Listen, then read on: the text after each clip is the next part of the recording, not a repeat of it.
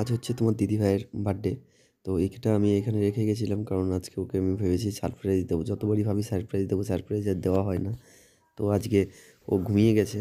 আমি টুক করে উঠে গিয়ে ওটা নিয়ে এসে ঘরে রেখে দিলাম। রেখে দিয়ে আমি এখন হচ্ছে টাইমের জন্য ওয়েট করছি যে কখন 12টা বাজবে।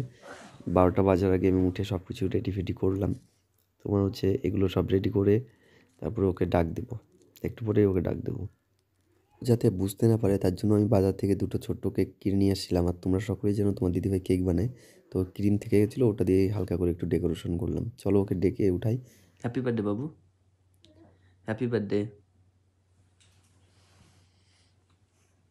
উঠো উঠো উঠো উঠো উঠো উঠো উঠো। কি করছো তুমি? এত রাত পর্যন্ত জেগে আছো? উঠো উঠো উঠো ওঠো, তোমার জন্য ছোট্ট একটা কেক বানিয়েছি, দেখো কত কিউট। ওই একটা না তো, সরি 2টো বানিয়েছি। ম্যাডাম উঠে গেছে। ফ্রিজে ক্রিমগুলো ছিল ওগুলো দিয়ে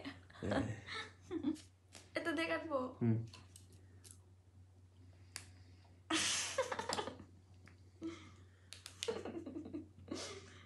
happy birthday to me now. তুমি আগে নাও, তুমি আগে নাও, না তুমি আগে নাও, দিচ্ছি তোমাকে। দাও। ক্রিম দিবা না।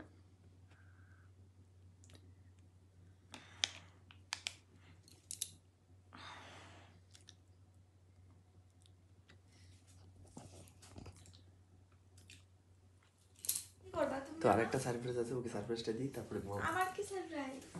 কি হবে আছে? পার্ক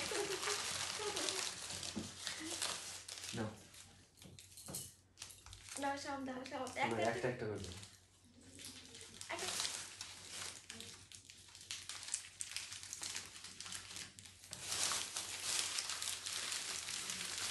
এতগুলো চকলেট আমি কবে খাবো? এতগুলো চকলেট। এই কটা চকলেট দিয়েছি, ম্যাডাম খুব খুশি। কতগুলো চকলেট দিয়েছে দেখো।